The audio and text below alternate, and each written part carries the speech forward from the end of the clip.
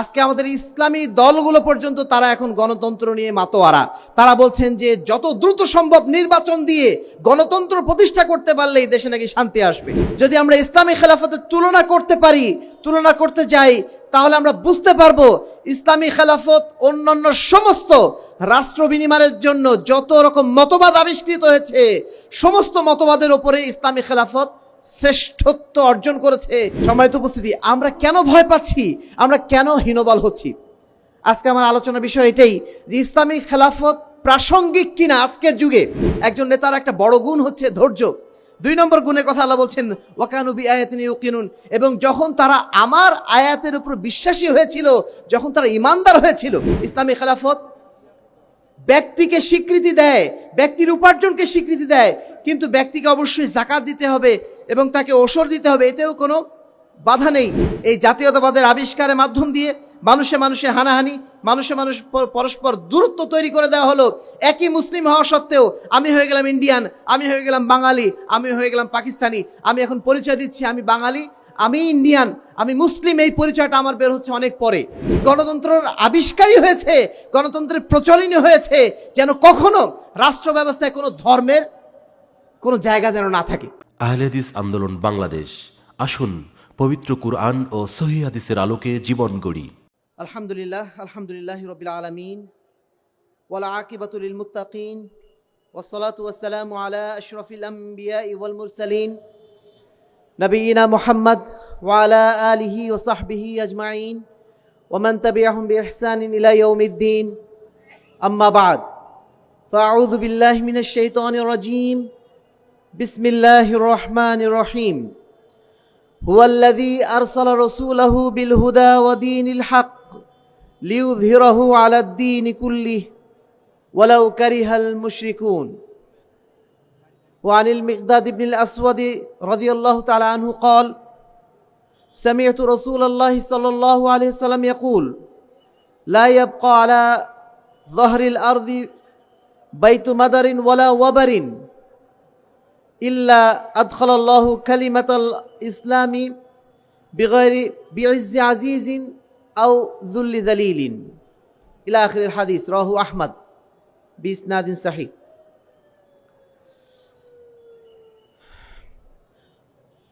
35তম বার্ষিক কেন্দ্রীয় তাবলীগ ইজতেমা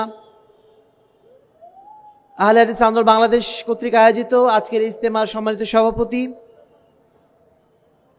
আহলে হাদিস আন্দোলন বাংলাদেশ, বাংলাদেশ আহলে যুব সংঘের কেন্দ্রীয় দায়িত্বশীল বৃন্দ, দেশের বিভিন্ন প্রান্ত থেকে আগত, বরং বাংলাদেশের 64টি জেলা থেকে আগত আহলে হাদিস আন্দোলন বাংলাদেশ, বাংলাদেশ আহলে যুব সংঘের সম্মানিত কর্মী, দায়িত্বশীল বৃন্দ, সম্মানিত সুধী মণ্ডলী, শ্রদ্ধেয় মুরব্বিয়ানে কেরাম, প্রাণপ্রিয় তরুণ ও যুবক ভাইয়েরা, পর্দার আড়ালের মা ও বোনেরা, প্রশংসা আল্লাহ রাব্বুল আলামিনের জন্য, যার অশেষ রহমতে আজকের এই সুন্দর সন্ধ্যায়,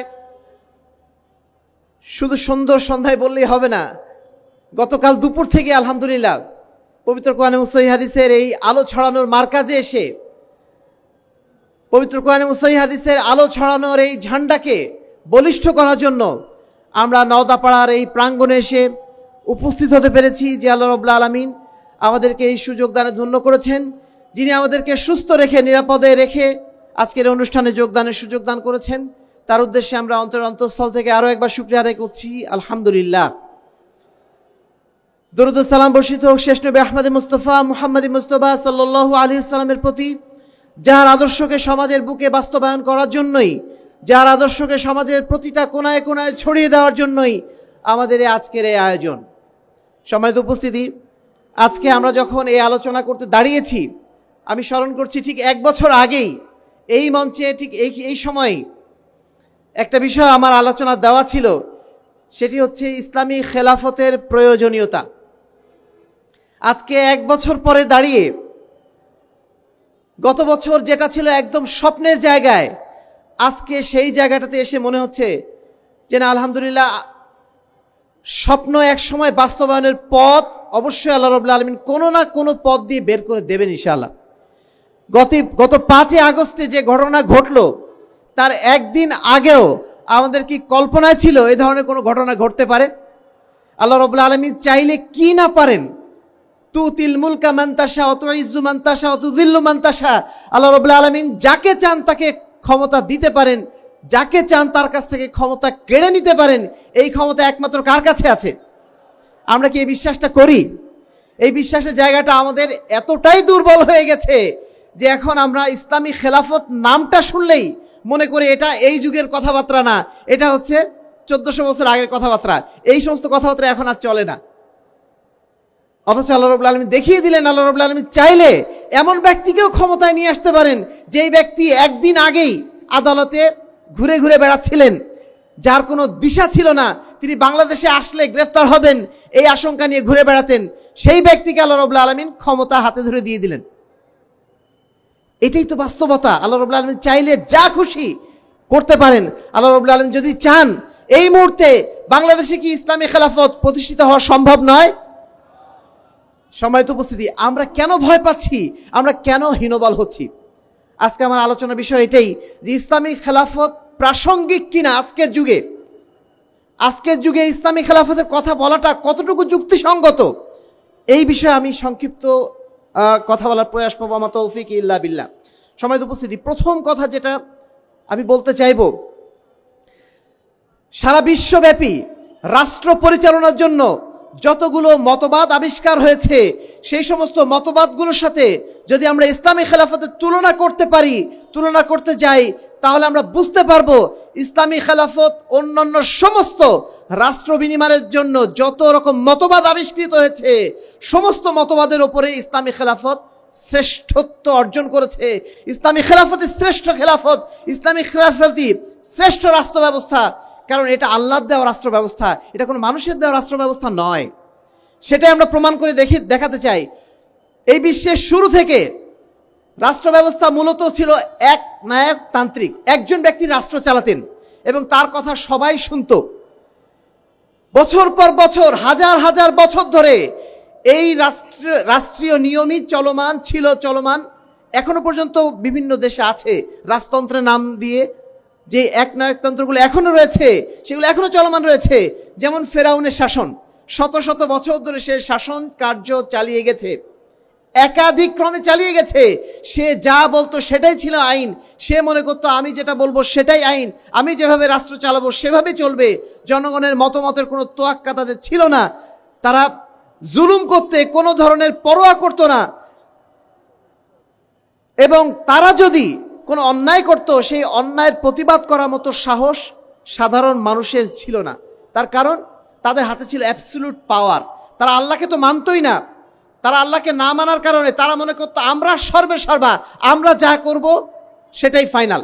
এই যে অ্যাবসলিউট ক্ষমতা, সার্বভৌম ক্ষমতা, সর্বময় ক্ষমতা, এই সর্বময় ক্ষমতা তাদেরকে সর্বময় দুর্নীতির দিকে, সর্বময় জুলুমের দিকে ঠেলে দিয়েছিল। কিন্তু মানুষের কিছু বলার অধিকার, বলার ক্ষমতা তাদের ছিল না। সম্মানিত উপস্থিতি, এর বিপরীতে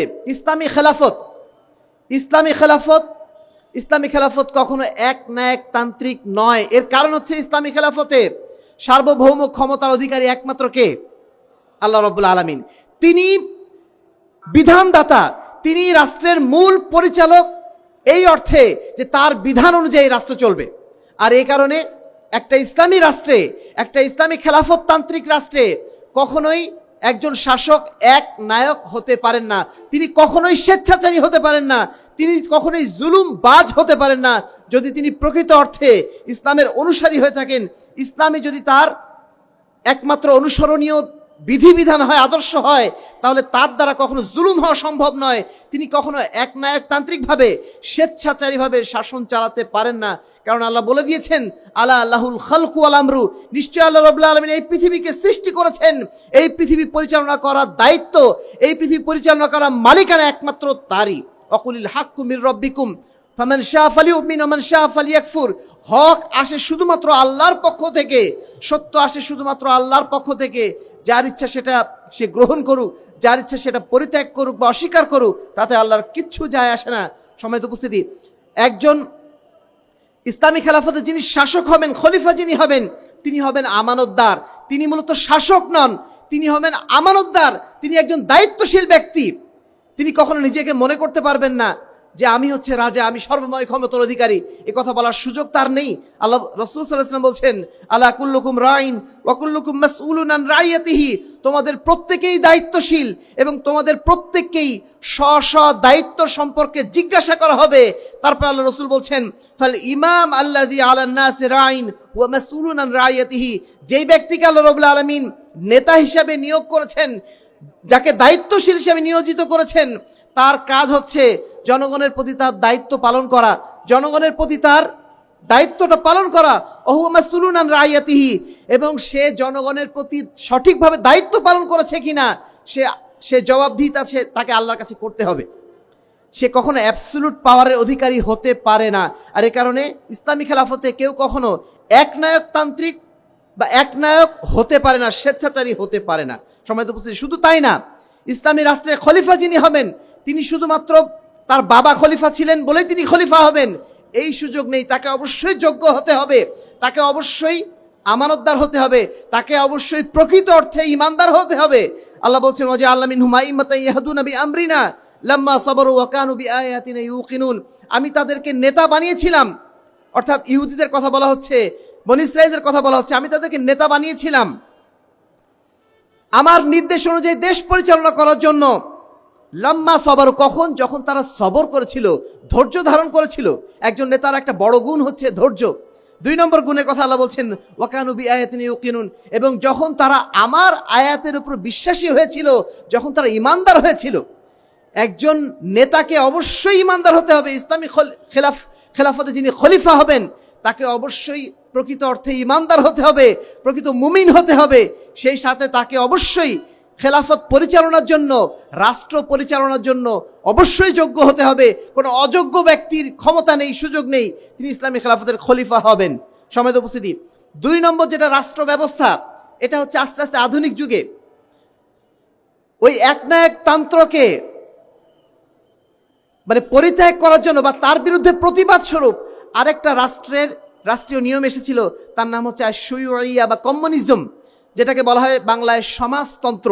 এই সমাজতন্ত্র এসে বলল যে যখন একনায়কতান্ত্রিক রাষ্ট্রনায়করা এত বেশি অত্যাচার করে, তাহলে এখন থেকে মানুষের আর কোনো ক্ষমতা দেওয়া যাবে না, সাধারণ মানুষের কোনো ক্ষমতা নেই, ধনী গরিবের কোনো ব্যবধান থাকবে না, সবাই রাষ্ট্রের অধীনে সমান থাকবে, রাষ্ট্র একজন চালাবে এবং রাষ্ট্রই মানে সম্পদ বন্টন করবে, রাষ্ট্রই ক্ষমতা বন্টন করবে। এইভাবে তারা একটা নতুন নিয়ম চালু করলো এবং সেখানে তারা বলে দিল ব্যক্তির কোনো স্বাধীনতা নেই, ব্যক্তির সমস্ত স্বাধীনতাকে তারা হরণ করে নিল। এবং তারা বলা শুরু করলো যে গাছতলা পাঁচতলা একই হতে হবে, যেটা একেবারেই ফিতরাতের বিপরীত। মানুষের সাধারণ যে ন্যাচারাল আল্লাহ রাব্বুল আলামিন দিয়েছেন, যে প্রকৃতি দিয়েছেন, তার বিরুদ্ধে। হাতের 5 আঙ্গুল এটা কি সমান? হাতের 5 আঙ্গুল কি সমান হতে পারে কখনো? আর যদি সমান হতো আমরা কি ভালোভাবে কাজগুলো করতে পারতাম? হাতের 5 আঙ্গুল অসমান বলেই আমরা সব জিনিস সুন্দরভাবে ধরতে পারি, কিন্তু যদি 5টা আঙ্গুলের সমান হতো আমরা কি সঠিকভাবে ধরতে পারতাম না। কিন্তু সমাজতন্ত্রের নীতিমালা হচ্ছে এই, রাষ্ট্রে কোনো ধনী গরিব বলে কোনো ভেদাভেদ থাকবে না, সবাই থাকবে সমান, সবারই থাকবে একই রকম বাড়ি, সবারই থাকবে একই রকম গাড়ি, সবারই থাকবে একই রকম খাবার, রাষ্ট্র শুধু বন্টনকারী হিসেবে বন্টন করে দেবে। এই যে নিয়ম, এই নিয়মটা গত 100 বছর ধরে কিন্তু চলমান ছিল। রাশিয়ার পতনের আগ পর্যন্ত এই নিয়ম তারা বাস্তবায়ন করার জন্য চেষ্টা করেছিল, যদিও তারা সেটা ব্যর্থ হয়েছে, পারে নাই। এই নিয়মের মাধ্যম দিয়ে তারা লক্ষ লক্ষ মানুষকে শ্রেণী সংগ্রামের নামে তারা হত্যা করেছিল।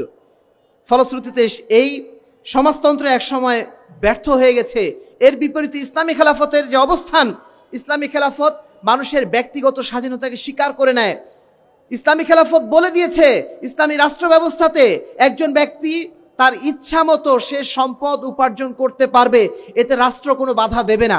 তবে আপনি সম্পদ যেটা উপার্জন করবেন যদি নিসাব পরিমাণ হয়ে যায়, নিসাব পরিমাণ হওয়ার পরে আপনাকে একটা নির্দিষ্ট পার্সেন্টেজ জাকাত হিসাবে, ওশর হিসাবে গরিব মানুষকে আপনাকে দিতে হবে। ফলে কি হবে? আপনার ব্যক্তিগত স্বাধীনতা যেমন সংরক্ষিত থাকলো, ঠিক তেমনি আপনার সম্পদে অন্য মানুষের অধিকার যেটা, সেটাও আপনি দিয়ে দিলেন। ফলে কি হলো? ধনী গরিবের মধ্যে যে আকাশ সমান ব্যবধান সেটা হলো না, একটা ব্যবধান থাকবেই। মানুষের আল্লাহ রাব্বুল আলামিন ব্যবধান এটা সৃষ্টি করে দিয়েছেন, এটা সৃষ্টিগত বিষয়। পৃথিবীতে সবাই একেবারে বিলিয়নিয়ার হবে, এটা সম্ভব না। আবার সবাই একদম গরিব লোক হবে এমন না। আল্লাহ রাব্বুল আলামিন ভাগাভাগি করে দিয়েছেন। আল্লাহ নিজেই বলছেন পবিত্র কোরআনে সূরা যুখরুফের 32 নম্বর আয়াতে, নাহনু কাসামনা বাইনাহুম মাঈশাতাহুম ফিল হায়াতিদ দুনিয়া, আমি এই দুনিয়াবী জীবনে মানুষের রিজিক বন্টন করে দিয়েছি। ওয়ারাফা'না বা'দাহুম ফাওকা বা'দিন দারাজাত, এবং একজনকে আরেকজনের উপরে আমি স্থান দিয়েছি। মানে কম বেশি আল্লাহ রাব্বুল আলামিন করে দিয়েছেন। কাউকে করেছেন তিনি ধনী, কাউকে করেছেন তিনি গরিব। কেন? লিয়াত্তাখিদা বা'দুহুম বা'দান সুখরিয়া, যেন একজন অপরজনের কাছ থেকে কাজ নিতে পারে, একজন আরেকজনের উপর যেন নির্ভরশীল হয়। সবাই যদি আমরা গাড়ির মালিক হয়ে যেতাম তাহলে গাড়ি চালাতোটা কে? সবাই যদি আমরা শিক্ষক হতাম তাহলে ওই দোকানে দোকানদারি কে করতো? এক একজনকে আল্লাহ রাব্বুল আলামিন এক একটা দায়িত্ব দিয়ে রেখেছেন যেন আমরা পরস্পরের উপর নির্ভরশীল হই। আমি যত বড় লোকই হই না কেন, যদি মাছআলা যদি মাছ বিক্রি না করে আমি মাছ কিনবো কোথা থেকে? যদি তরকারিওয়ালা তরকারিটা বিক্রি না করে আমি তরকারি কিনবো কোথা থেকে? এই যে ভাগাভাগি আল্লাহ রাব্বুল আলামিন করে দিয়েছেন, এর পিছনে আল্লাহ রাব্বুল আলামিনের একটা হিকমত আছে, যেন পরস্পরের উপর নির্ভরশীল হয়ে যায়। টাকা থাকলেই আপনি এটা মনে করতে পারবেন না যে আমার আর কোনো কিছু প্রয়োজন নেই, টাকা আছে সব পারবো, সম্ভব না। অবশ্যই আপনার এমন কিছু মানুষের প্রয়োজন আপনার পাশে, যারা আপনার সহযোগী হবে, যাদের কাছে সহযোগিতা নেওয়ার আপনার প্রয়োজন হবে। এটা করেছেন আল্লাহ রাব্বুল আলামিন এই জন্যই যেন পরস্পরের মধ্যে আমরা সহযোগিতা নিতে পারি, পরস্পরের উপর যেন আমরা নির্ভরশীল থাকতে পারি। সম্মানিত উপস্থিতি, তাহলে যেটা আমরা বলছিলাম যে সমাজতন্ত্রের বিপরীতে ইসলামী খেলাফতের অবস্থান কি? ইসলামী খেলাফত সমাজতন্ত্রের মতো এই কথা বলে না ধনী গরিব কোনো পার্থক্য থাকবে না। ইসলামী খেলাফত বলে দিয়েছে ইসলামী খেলাফতের অধীনে যারা থাকবে তাদের মধ্যে ধনীও থাকবে গরিবও থাকবে, কিন্তু ধনীর সম্পদে অফি আমওয়ালিহিম হাক্কুল লিসাইলি ওয়াল মাহরুম, ধনীর সম্পদে গরিবের অধিকার থাকবে। গরিবকে যখন ধনী তার অধিকার দিয়ে দেবে তখন সমাজে এমন গরিব মানুষ থাকবে না যে না খেয়ে মারা যাবে। গরিব মানুষ থাকবে স্বাভাবিক, কিন্তু না খেয়ে মারা যাবে এমন মানুষ থাকবে না। বাংলাদেশের বুকে যদি প্রকৃত অর্থে যাকাত এবং ওশর দেওয়া হতো, এই দেশের কোনো মানুষকে ওই রেল লাইনে বসে রেল স্টেশনে কখনো শুয়ে থাকতে হতো না। আমরা যাকাতগুলো ঠিক মতো দিচ্ছি না, ওশর মতো দিচ্ছি না বলেই আজকে এই অবস্থা হয়ে আছে। সম্মানিত উপস্থিতি, 3 নম্বর যেটা বিষয় সেটা হচ্ছে পুঁজিবাদ। সমাজতন্ত্রের পরে আরেকটা চরমপন্থী মতবাদ আসলো যার নাম হচ্ছে পুঁজিবাদ। এই পুঁজিতন্ত্রে বলা হলো যে একজন ব্যক্তি সমাজে সবকিছু, ব্যক্তি যা খুশি উপার্জন করবে সমাজ তাতে কোনো বাধা দেবে না, ব্যক্তি নিজের ইচ্ছা মতো উপার্জন করবে, ব্যক্তি নিজের ইচ্ছা মতো সম্পদ কামাবে, হালাল হারাম কিছুই বাদ বিচার করবে না। এই যে একটা নিয়ম চালু হলো তার নাম হচ্ছে পুঁজিবাদ। এই পুঁজিবাদের মাধ্যম দিয়ে গাছতলা এবং পাঁচতলার ব্যবধানটা আস্তে আস্তে আরো বৃদ্ধি পেতে লাগলো। সমাজে একই জায়গাতে 100 তলা বাড়ি নিয়ে একজন আছে, একই জায়গাতে বস্তির মধ্যে কিছু লোক বসে আছে। এই যে ব্যবধানটা তৈরি হলো, এই ব্যবধান তৈরি হলো পরবর্তীকালে এই পুঁজিবাদের মাধ্যম দিয়ে, যেই পুঁজিবাদের হাতিয়ার হলো সুদি সিস্টেম, ব্যাংকিং সিস্টেম। ব্যাংক এবং এই সুদি সিস্টেমটা মূলত এই পুঁজিবাদের সেবক হিসাবে কাজ করছে। এখানে আপনারা 1 লাখ টাকা 5 লাখ টাকা রাখি, সেখান থেকে 10% লাভ নিয়ে মনে করি বিশাল কিছু হয়ে গেছে, কিন্তু আপনার টাকা নিয়ে মূলত ব্যবসা কারা করছে? এই বড় লোকেরা ব্যবসা করছে, তারা আবার ঋণ খেলাপি হচ্ছে, তারা আবার টাকা বাইরে পাচার করছে। আমার টাকা নিয়ে পুঁজিপতি যারা তারা বাইরে পাচার করছে, তারা তাদের মতো ইচ্ছা মতো ব্যবহার করে যাচ্ছে, আর আপনি 10% লাভ নিয়ে মনে করছেন আমি মনে হয় মেলা কিছু পেয়ে গেছি। সম্মানিত উপস্থিতি, এই ব্যাংকিং সিস্টেমটা চালুই হয়েছে এই পুঁজিবাদীদের সেবা করার জন্য। এর বিপরীতে এই ব্যবস্থাপনার সবচেয়ে বড় যেটা ক্ষতি সেটা হচ্ছে নগদ যা পাও হাত পেতে নাও, বাকির খাতায় শূন্য থাক। একেবারে আপনাকে পরিপূর্ণভাবে বস্তুবাদী বানিয়ে দেয়। এই নীতির মাধ্যম দিয়ে মানুষ থাকে না। মানুষ না থাকার কারণে কি হতে পারে সেই অবস্থা বর্তমানে আমরা দেখছি। বিগত সরকারের আমলে যারা বিভিন্ন পর্যায়ে দায়িত্বশীল ছিলেন, মন্ত্রী মিনিস্টার যারা ছিলেন, তারা কিভাবে অর্থ উপার্জন করেছেন, কিভাবে দেশের টাকা বাইরে পাচার করেছেন, এই দৃষ্টান্ত আমরা দেখেছি। একটা মানুষের কত চাহিদা হতে পারে, তার 600 বাড়ি রয়েছে লন্ডনে, সে যদি প্রতিদিন একটা বাড়িতেও থাকে তবু 2 বছর থেকেও তার বাড়িগুলোতে থাকা শেষ হবে না। এত সম্পদ কেন প্রয়োজন? এই যে সম্পদ উপার্জনের যে নেশা, এই নেশা তৈরি করে দিয়েছে পুঁজিবাদ। সম্মানিত উপস্থিতি, এর বিপরীতে ইসলামী খেলাফতের নীতি কি? ইসলামী খেলাফত ব্যক্তিকে স্বীকৃতি দেয়, ব্যক্তির উপার্জনকে স্বীকৃতি দেয়, কিন্তু ব্যক্তিকে অবশ্যই যাকাত দিতে হবে এবং তাকে ওসর দিতে হবে, এতেও কোনো বাধা নেই।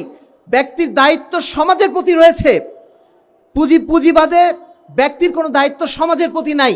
সমাজ কি করলো না করলো সেটা ব্যক্তির কোনো দেখার অবকাশ থাকে না। কিন্তু ইসলামী সমাজে, ইসলামী খেলাফতের আন্ডারে যারা থাকবেন তাদেরকে অবশ্যই সমাজের প্রতি খেয়াল রাখতে হবে। কারণ একজন মানুষ একা একা উপার্জন করতে পারে না, সমাজের মানুষের কারণেই সেই উপার্জন ক্ষম হতে পারে। আমি ফ্যাক্টরি মালিক হয়েছি, অনেক কিছু আমি উৎপাদন করলাম, কিন্তু সেই উৎপাদিত সম্পদ যদি সমাজ না কেনে, সমাজ যদি না ক্রয় করে, তাহলে আমি লাভবান কিভাবে হব? লাভবান হওয়ার কোনো সুযোগ আছে যদি সমাজ না কেনে? আমি বহু কিছু উৎপাদন করলাম, কেউ কিনছে না, নিঃসন্দেহে সেটা আমাদের বাতিল হয়ে যাবে।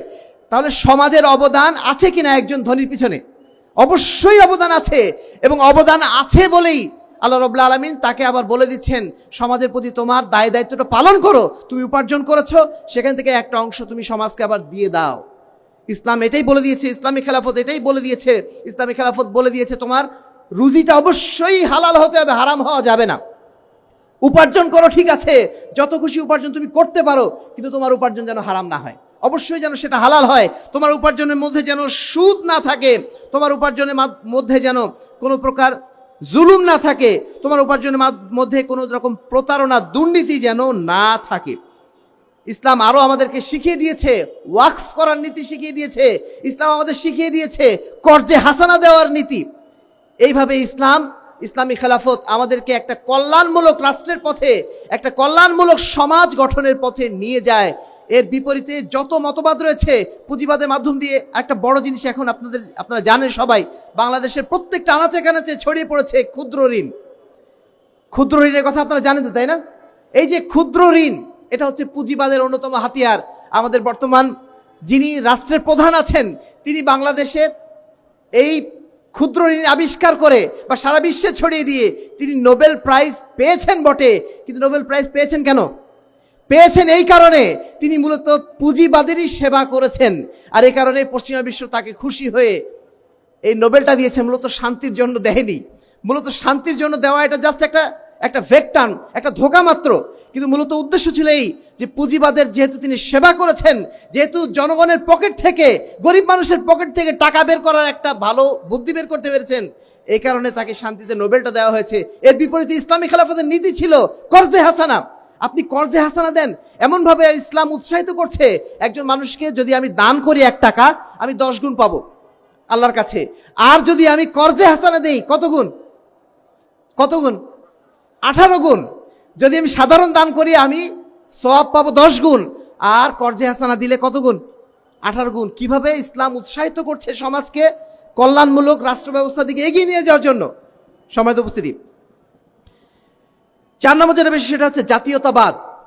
বিশেষ করে গত 100 বছর আগে যখন মোটামুটি ব্রিটিশ কলোনিগুলা, তারপরে পর্তুগিজ কলোনিগুলো যখন সব ভেঙে খান হয়ে যেতে লাগলো, ইসলামী খেলাফত যখন একেবারে নড়বড়ে হয়ে গেল, তখন ব্রিটিশরা আবিষ্কার করলো এই জাতীয়তাবাদ, বা পশ্চিমা সমাজ আবিষ্কার করলো জাতীয়তাবাদ, যার মাধ্যম দিয়ে প্রথম তারা ইসলামী খেলাফতকে ভেঙে টুকরা টুকরা করে ফেললো। আমরা ছিলাম সবাই আগে ইসলামী খেলাফতের অধীনে, সবাই ছিলাম মুসলিম জাতি। তারপরে আমাদের ভাগ করে দেওয়া হলো, আমরা তুর্কি জাতি, আমরা আরব জাতি, আমরা বাঙালি জাতি, আমরা অমুক জাতি তমুক জাতি। এইভাবে আমাদের মধ্যে ভাগ করে দেওয়া হলো কিসের মাধ্যম দিয়ে? জাতীয়তাবাদের মাধ্যম দিয়ে। এই জাতীয়তাবাদের আবিষ্কারের মাধ্যম দিয়ে মানুষে হানাহানি, মানুষ পরস্পর দূরত্ব তৈরি করে দেওয়া হলো। একই মুসলিম হওয়া সত্ত্বেও আমি হয়ে গেলাম ইন্ডিয়ান, আমি হয়ে গেলাম বাঙালি, আমি হয়ে গেলাম পাকিস্তানি। আমি এখন পরিচয় দিচ্ছি আমি বাঙালি, আমি ইন্ডিয়ান, আমি মুসলিম, এই পরিচয়টা আমার বের হচ্ছে অনেক পরে।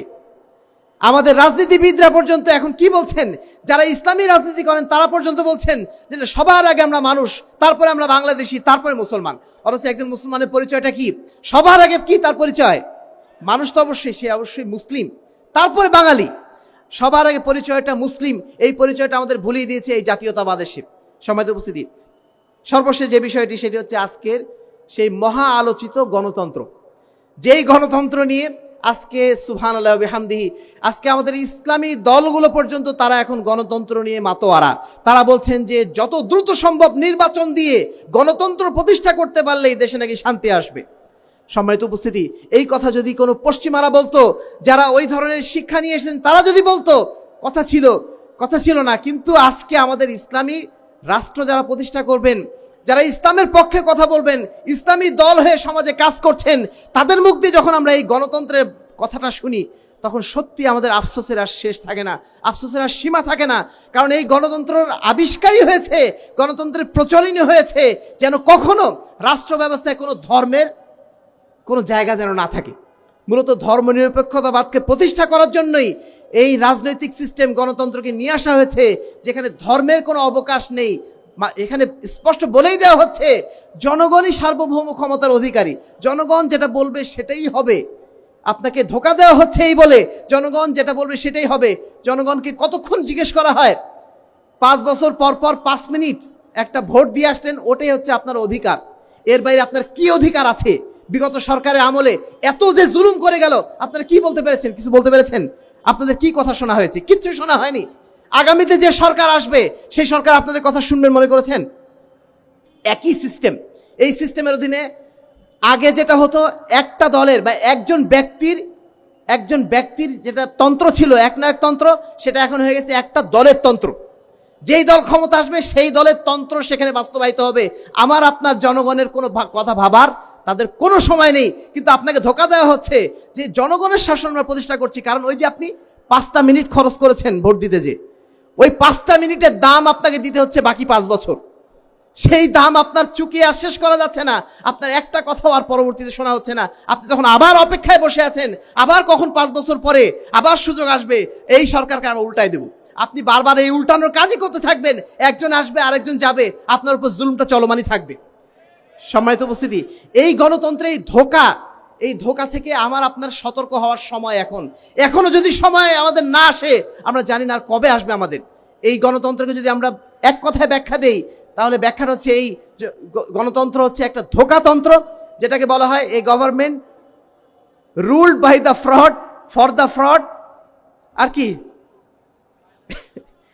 এইভাবে মানে জাস্ট ফ্রডদের, এটা এক ধরনের প্রতারকদের একটা শাসন।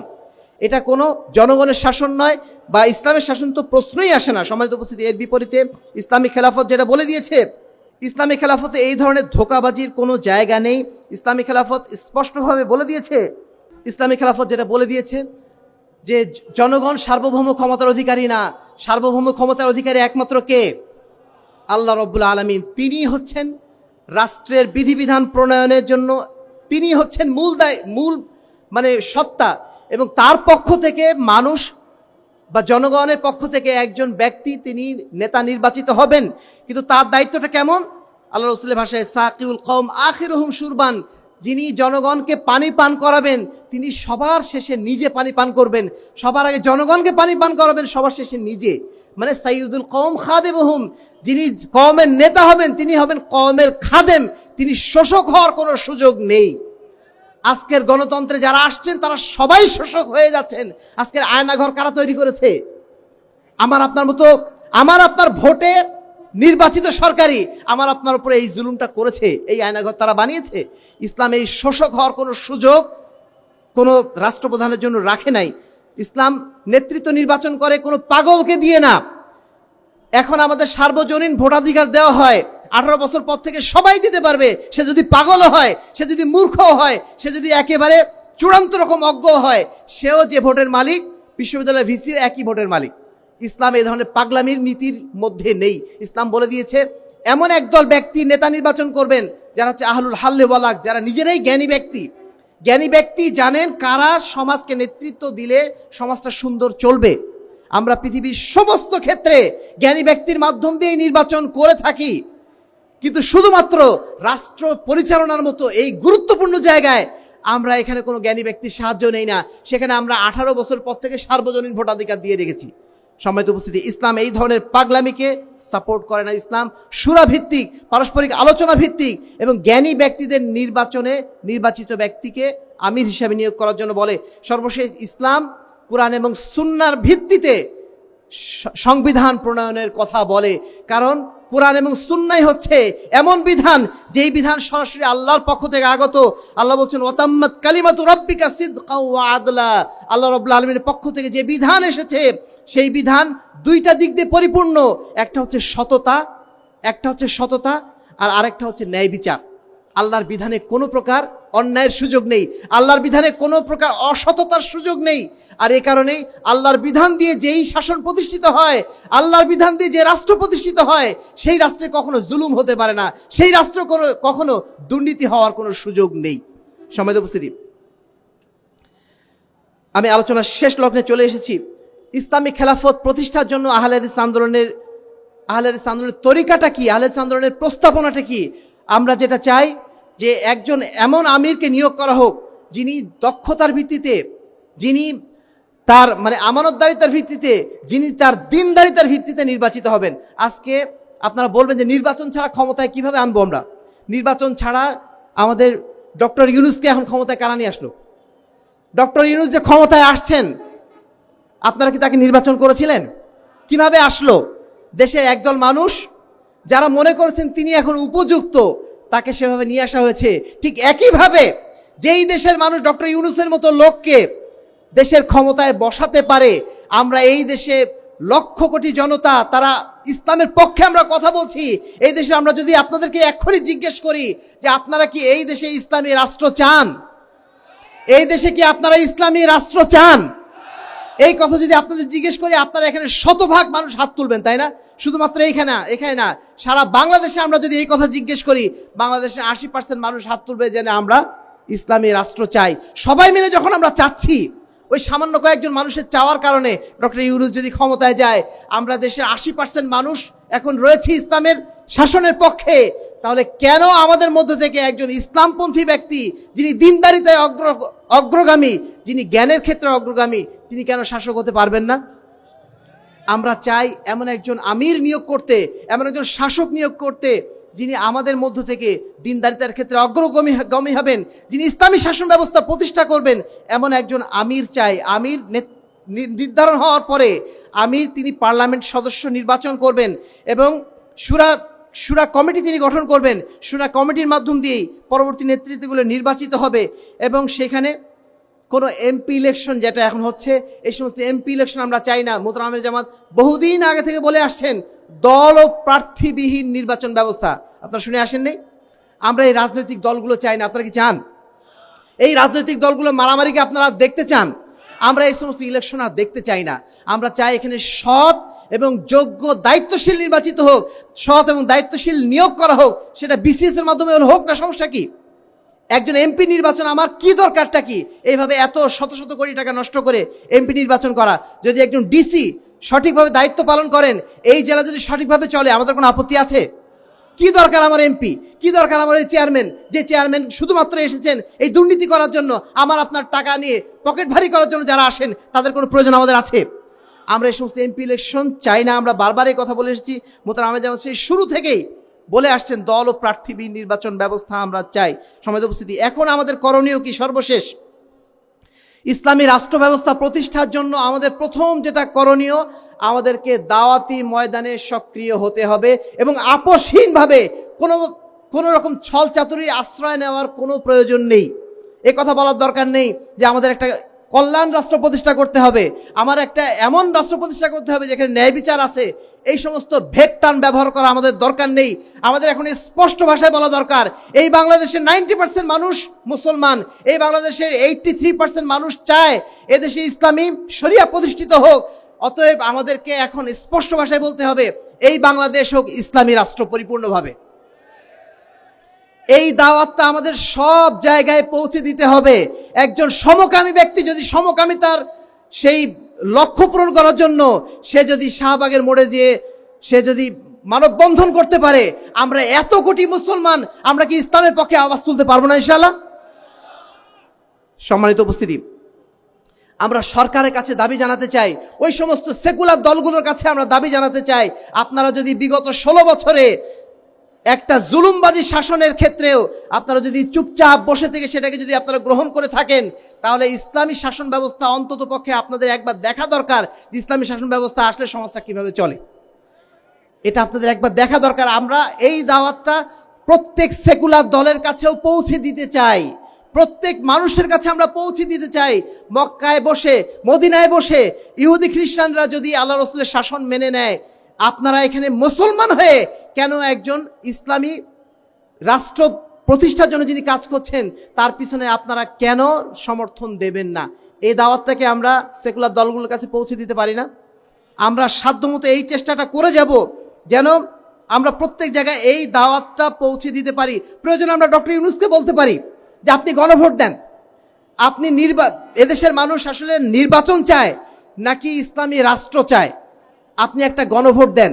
আমার নিশ্চিত বিশ্বাস এদেশে 70% মানুষ ভোট দেবে যে না, এদেশে ইসলামী রাষ্ট্র প্রতিষ্ঠিত হোক। কি মনে হয় আপনাদের? ইনশাল্লাহ আমরা এই দাবি ডক্টর ইউনূসের কাছে আমরা পাঠাতে চাই যে আপনারা একটা গণভোটের ব্যবস্থা করুন।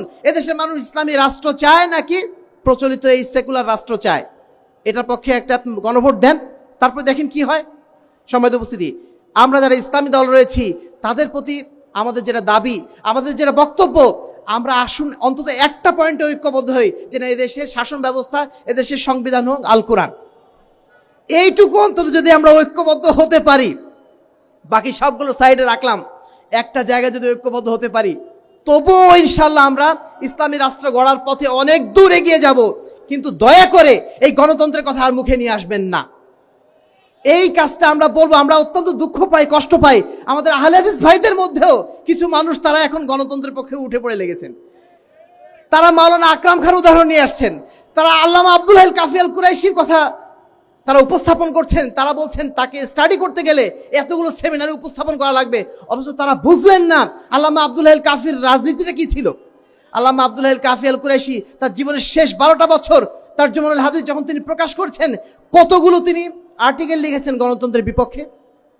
তিনি চমৎকার একটি বই লিখেছিলেন, একটি পত্রের জবাব, এবং সেইখানে তিনি কেন এই প্রচলিত গণতান্ত্রিক ইসলামী দলগুলোকে সাপোর্ট করা যাবে না, সেই জন্য এত সুন্দর একটা বই তিনি লিখলেন। আর আমাদের আমাদের আমাদের নেতৃবৃন্দ তারা এখনো বুঝলেন না যে আল্লামা আব্দুল হাই কাফি আল কুরাইশির রাজনীতিটা কি ছিল। তিনি আল্লামা মাওলানা আকরাম খান উদাহরণ নিয়ে আসছেন। মাওলানা আকরাম খান কখনো আহলে হাদিস হিসাবে রাজনীতি করেন নাই। তিনি ব্যক্তিগতভাবে আহলে হাদিস ছিলেন বটে, কিন্তু আহলে হাদিসের রাজনীতি তিনি করেন নাই। তার উদাহরণ কেন আপনি টানছেন? কেন আপনি আল্লামা আব্দুল হাই কাফি আল কুরাইশির সেই পূর্ব জীবনের হিস্ট্রি আপনি টেনে নিয়ে আসছেন? শেষ 12 বছর উনি কি করেছিলেন? শেষ 12 বছর তার মূল কাজই ছিল ইসলামী রাষ্ট্র প্রতিষ্ঠার জন্য কাজ করা। সেজন্য প্রচলিত এই গণতান্ত্রিক রাজনীতি যোগ দিতে হবে নাকি?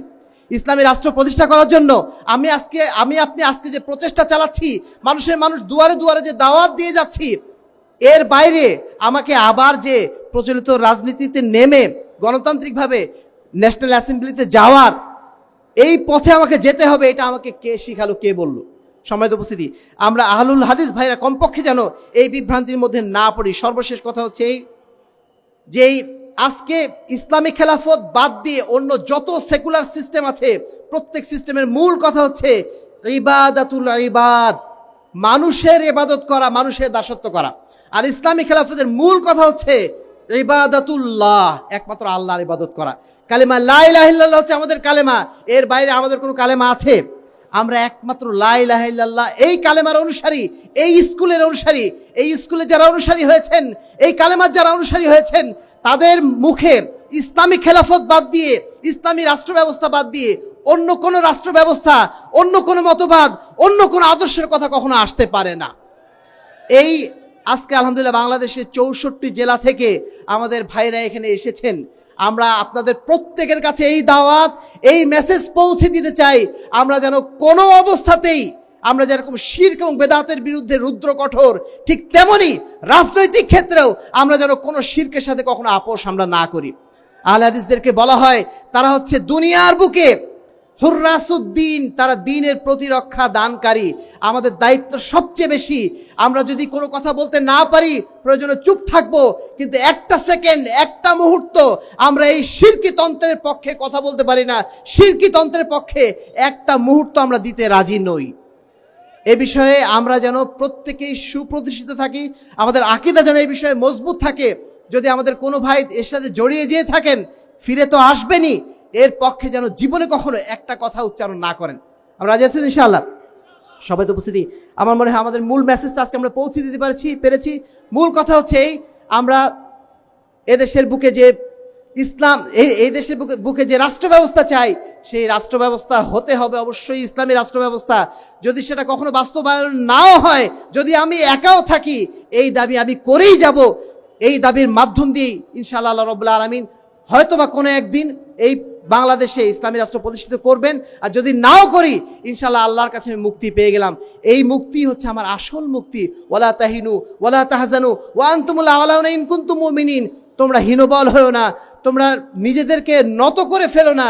তোমরা যদি ঈমানদার হও, তোমরা যদি প্রকৃতই মুমিন হতে পারো, তাহলে তোমরাই হচ্ছে বিজয়ী। আল্লাহ রাব্বুল আলামিন সেই বিজয়ের পথেই আমাদেরকে অটুট রাখুন। সেই বিজয়কে নিয়েই কাল কিয়ামতের ময়দানে আল্লাহর সামনে দাঁড়ানো তৌফিক দান করুন। আল্লাহুম্মা আমিন। আল্লাহর সামনে বাংলাদেশ আহলে যুব সংঘ যে মিশন নিয়ে কাজ করে যাচ্ছে, এই মিশনকে আল্লাহ রাব্বুল আলামিন যেন সফল করেন।